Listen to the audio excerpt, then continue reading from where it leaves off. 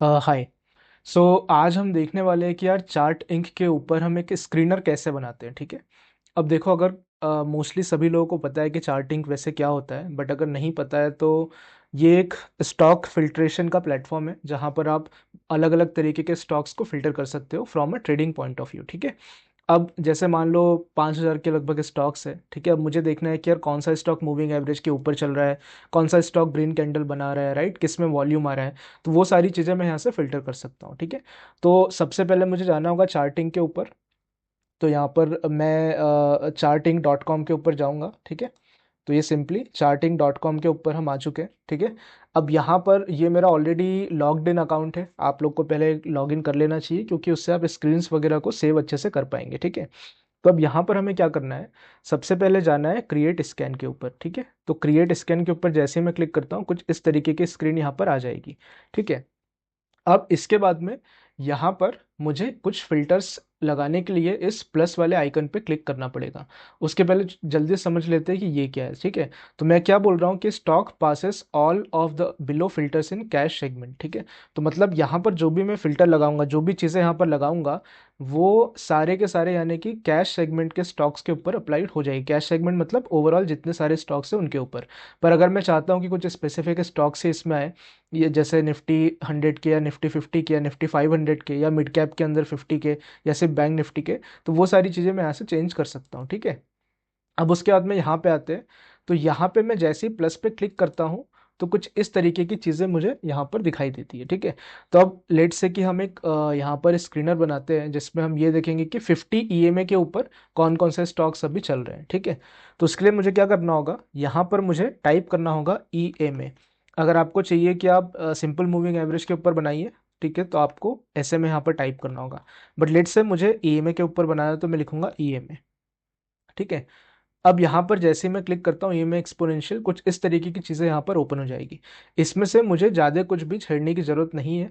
सिर्फ ये जो नंबर है ये मुझे चेंज करना पड़ेगा 50 के ऊपर। ठीक है। अब मैं जैसे इसको करता हूँ यहाँ पर 50, तो ये बन जाएगा 50 मूविंग एवरेज। ठीक है। अब मैं क्या बोल रहा हूँ कि मुझे ऐसे स्टॉक्स चाहिए जो एक राइजिंग मूविंग एवरेज में के राइजिंग मूविंग मूविंग एवरेज जिसमें हो। ठीक है। यानी कि जो इसका ये में है 50 का वो राइजिंग होना चाहिए। अब मैं वो कैसे देख सकता हूँ, बड़ा सिंपल है कि आज का जो ईएमए है वो कल वाले ईएमए से ऊपर होना चाहिए, राइट। अगर कल किसी स्टॉक का प्राइस 100 रुपये है और उसका ईएमए भी चल रहा है 90 रुपये, तो कल उसका ईएमए 90 से कम यानी कि 89 85 कुछ भी हो सकता है और आज वो 90 पे हो और उसके अगले दिन और बढ़ गया हो, तभी तो मुझे वो ऊपर बढ़ती हुई ट्रेंड लाइन दिखाई देगी, राइट। तो यहाँ पर मैं क्या करूँगा, यहाँ पर ये में मैं कंडीशन डालूंगा फिर से। ये जो एक प्लस माइनस वाला आपको ये दिख रहा होगा उस पर क्लिक करके मैं डालूंगा ग्रेटर देन। ठीक है। अब फिर से मैं डालूंगा यहाँ पर ई में। ठीक है। और ये डालने के बाद में यहाँ पर मैं लिखूंगा 20 को 50। ठीक है। और उसके बाद अगेन मैं इसको चेंज करूंगा कि daily EMA is greater than 1 day ago EMA. ठीक है। यानी कि जो आज की ईएमए है वो एक दिन पहले की जो ईएमए है उससे ऊपर है। अब इसको मैं क्या करूंगा, वापस पूरा टाइप करने की जगह अगर अगर मुझे इसी को वापस से लगाना है तो सिंपली यहाँ पर एक बटन है, ये है डुप्लीकेट का, उस पर मैं क्लिक कर दूंगा तो वो आ गया। अब मैं क्या चाह रहा हूँ, मैं ये चाह रहा हूँ कि 1 डे अगो जो मूविंग एवरेज है वो उसके एक दिन पहले वाले मूविंग एवरेज से ऊपर हो। ठीक है। तो अगेन इसको मैं चेंज करूंगा 1 डे अगो और यहाँ पर मैं कर दूंगा 2 डेज अगो, यानी कि आज का मूविंग एवरेज कल से ऊपर है, कल वाला मूविंग एवरेज परसों से ऊपर चल रहा है। अगेन मैं इसको यहाँ पर फिल्टर का क्राइटेरिया बढ़ा के इसको कर दूंगा 2 days ago is greater than 3 days ago. ठीक है। अब यहाँ पर इसके बाद क्या होगा, यहाँ पर मुझे ऐसे स्टॉक्स मिल जाएंगे जहां पर मूविंग एवरेज 3 दिनों से कंटिन्यूसली राइज कर रहा होगा, राइट। आज का कल से ऊपर है, कल का उसके 2 दिन पहले से ऊपर है और 2 दिन वाला 3 दिन पहले जो पहले मूविंग एवरेज था ये में था उससे ऊपर है। अब जैसे यहाँ पे मैं रन स्कैन करता हूँ तो मुझे यहाँ पर बहुत सारे स्टॉक्स मिल जाएंगे। 839 स्टॉक्स ऐसे हैं जहाँ पर फिलहाल मूविंग एवरेज ऊपर चल रहा है। ठीक है।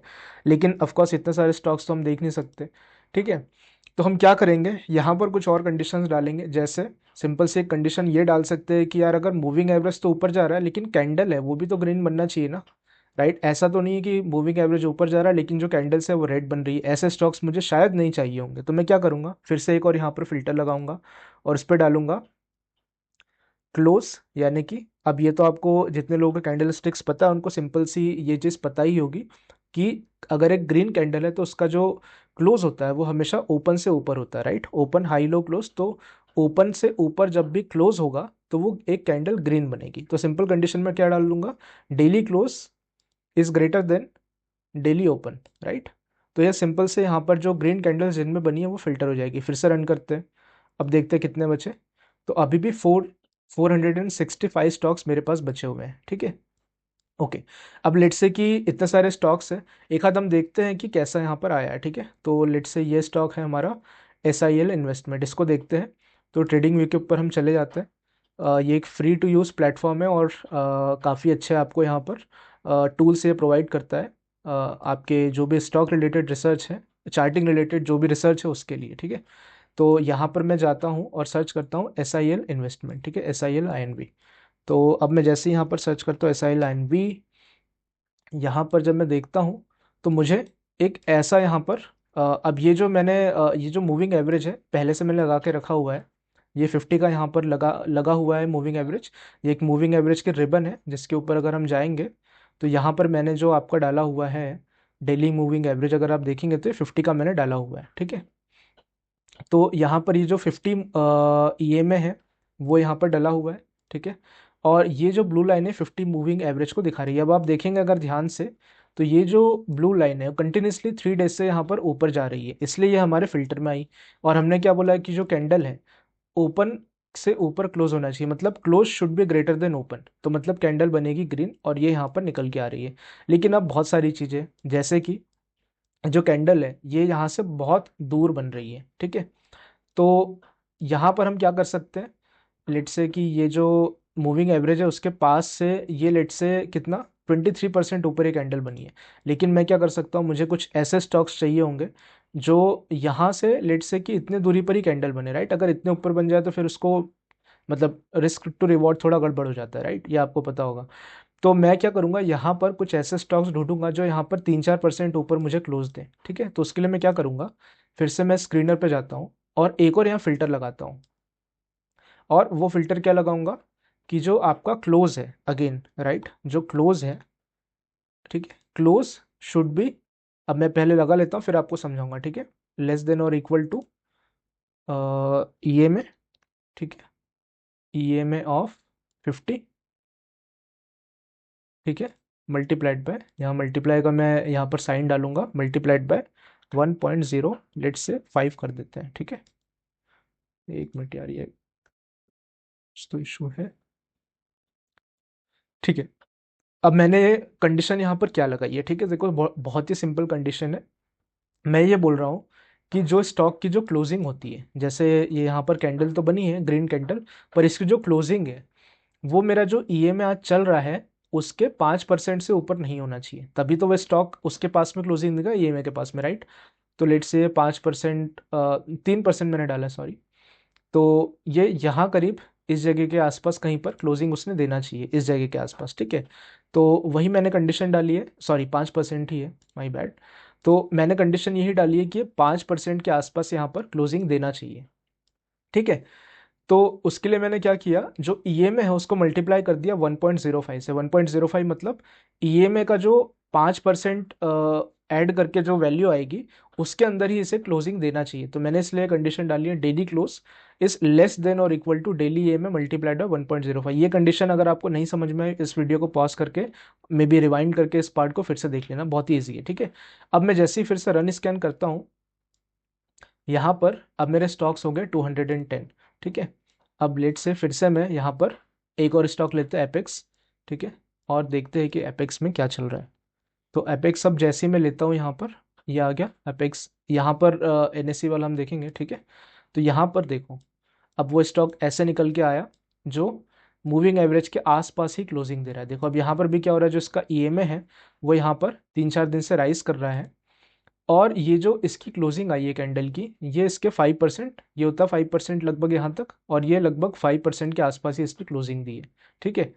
तो ऐसे यहाँ पर मैं फिल्टर्स लगा सकता हूँ। अब लेट से कई बार क्या होता है कि जो आपको जैसे एग्जांपल मैं यहाँ का देता हूँ, ठीक है, जैसे ये वाला, ठीक है। अब यहाँ पर देखिए क्या हुआ कि यहाँ पर जो कैंडल है वो ओपन यहाँ हुई थी और क्लोज हुई है इसके ऊपर, ठीक है। इसका मतलब ये जो कैंडल है वो नीचे से ओपन होके ऊपर इसके क्लोज हो रही है। तो मे बी मुझे ऐसा स्टॉक्स भी नहीं चाहिए। I am just giving an example, ठीक है, कि किस तरीके से आप सोच के फिल्टर्स लगा सकते हैं। तो मुझे लेट से ऐसे स्टॉक्स चाहिए जिनकी जो ओपनिंग है वो भी ईएमए के ऊपर होना चाहिए, क्लोजिंग है वो भी ईएमए के ऊपर ही होना चाहिए, और ऐसे स्टॉक्स ही मैं अपने फिल्टर में लाना चाहता हूँ। तो मैं क्या करूँगा, एक और यहाँ पर कंडीशन डाल दूंगा।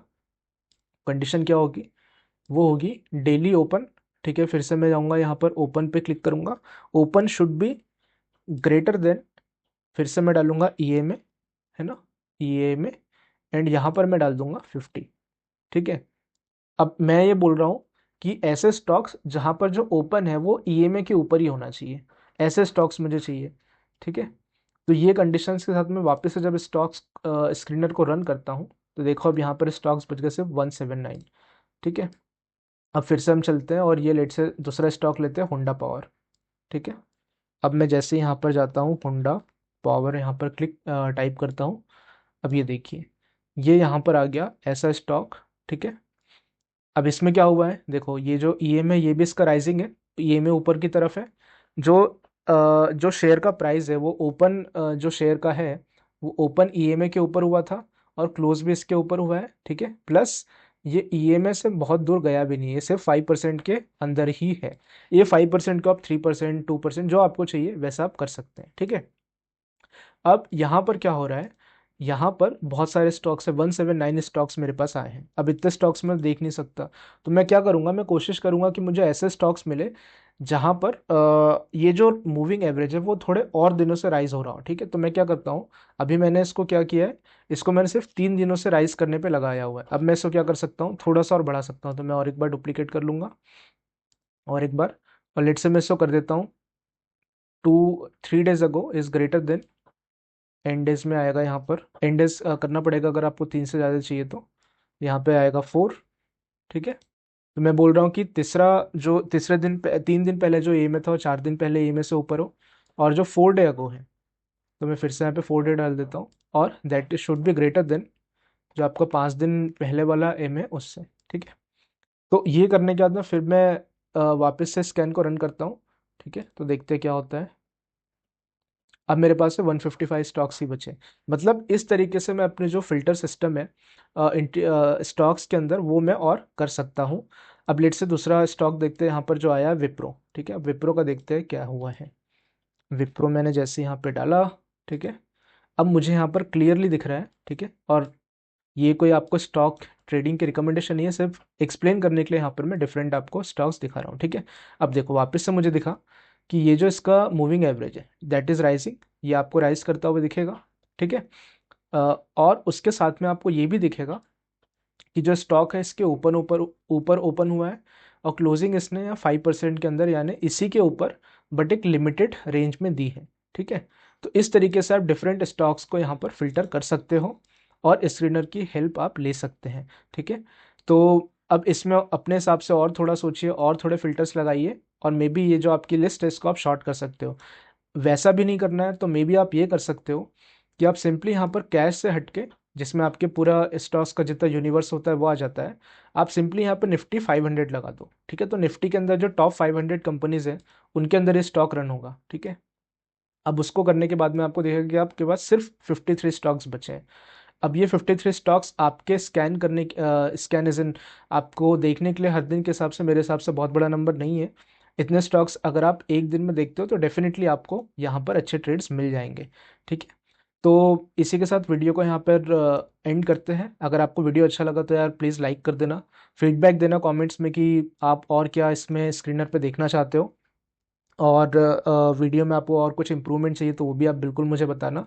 और नेक्स्ट वीडियो में आप स्क्रीनर के ऊपर क्या चीज़ें देखना चाहते हो प्लीज़ वो भी मुझे कमेंट सेक्शन में ज़रूर बताना। और यार प्लीज़ चैनल को सब्सक्राइब कर लेना, एकदम नया चैनल है तो ग्रोथ होने में थोड़ी हेल्प हो जाएगी। Thank you so much for watching, see you around.